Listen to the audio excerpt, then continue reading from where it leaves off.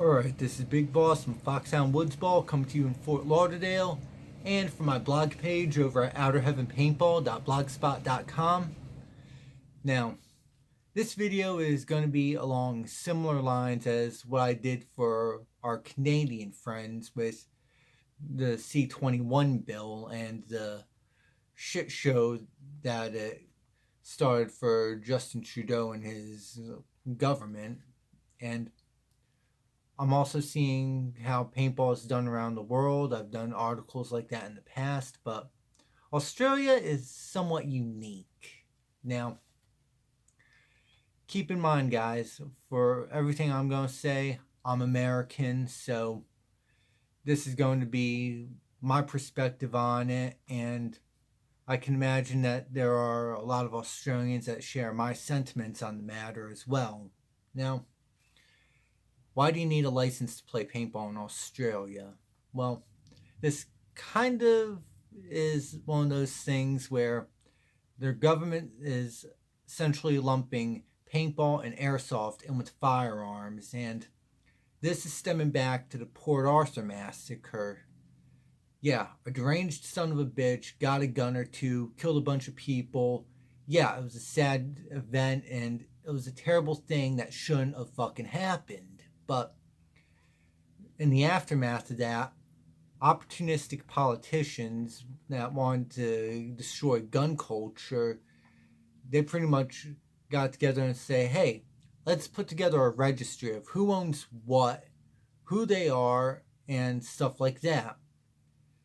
Following that, enforcement letters came down the pipe with the ultimatum of surrender the firearms that we say are prohibited, quote unquote, or you go to prison. And this is the reason why the National Rifle Association here in the United States, as well as many other pro-Second Amendment groups, say registration leads to confiscation. It's been done before in other countries like Canada, the UK, so on and so forth. Now, for me as an American, I see this as just opportunistic politicians taking advantage of the tragedy, taking advantage of the grief of the families affected by an act of violence that was pretty horrific. And I also see it as a means of societal control, banning knowledge on certain things, and it's like they take advantage of people's ignorance on certain things, and firearms is definitely no exception. It seems like both paintball and airsoft are in a similar area down under. But airsoft is pretty much almost completely banned, and hell, I don't play airsoft, but I don't think that shit's right. And when you think about it, the government knows that you can't outright ban something without running the risk of protests, civil unrests, and in the worst case scenario, an outright revolt. Now, with that being said, for having a license which is purely arbitrary is a bunch of bullshit. That's just my perspective as an American, especially for a sport like paintball, which is a very safe sport. It's a fun sport. Airsoft as well. It's like, yeah, they'll take risks on certain things with full face protection being optional, but at the same time, for both our sports, we're pretty much the low-hanging fruit for opportunistic gun grabbers. But for paintball players, airsoft players, this is one of those things where we could be the instrument of change. We could stand united against this bullshit and let those elected representatives know that we're tired of the arbitrary bullshit. We're through with it. We want change. But how do we enact change is a big thing. I am not going to advocate for any kind of rioting or lawlessness. That only discredits our position, discredits our cause on stuff like this, and quite frankly, that kind of lawlessness plays right into their hands for stricter controls. Here's what you can do, though. For my more tech-savvy friends down under that are watching this and they want to take this up, set up a change.org petition for it. That's one step. Contact your local MPs and elected officials and air your grievances as far as why paintball and airsoft shouldn't be regulated to the point where they're practically non-existent.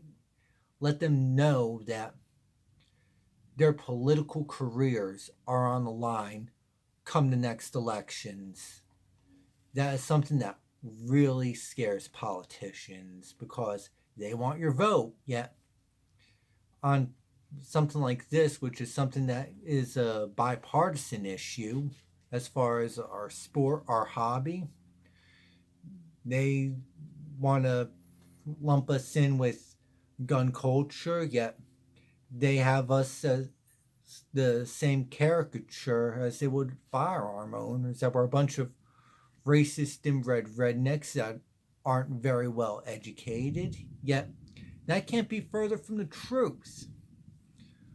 With that being said, you do the change.org, you call your elected representatives, and you can even take to the streets. Nothing scares politicians more than when the people amass together to air their grievances with the government.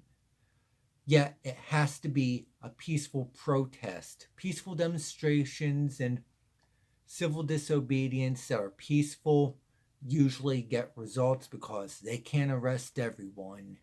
And to do such things is essentially makes them look like a dictatorial police state. However, we have to be vigilant about it because there are going to be opportunists and anarchists in these groups that are more than willing to stir the pot and use that mob-style mentality to kick off violence. So you got to keep an eye out for those sons of bitches and call it out when you see it, because that shit ain't right, for one. Two, it only discredits us. But as I said, I'm American. This isn't really my fight, but I'm willing to back it one way or another. Anyway, you guys can check out a written form of this over at outerheavenpaintball.blogspot.com. Also, if you need some cool accessories for your paintball gun, airsoft gun, real steel firearm, check out acidtactical.com. And remember, when the shit hits the fan and you've got to trust your gear with your life, ask yourself this one question: can your gear survive the acid test? And before I forget, Outer Heaven Paintball and Acid Tactical are both on Teespring. So check them out at teespring.com. Look for Outer Heaven Paintball. Look for Acid Tactical. You can get some cool shirts, coffee mugs, and basically you can express your politically incorrect nature. Anyway, this is Big Boss, and I'm out of here.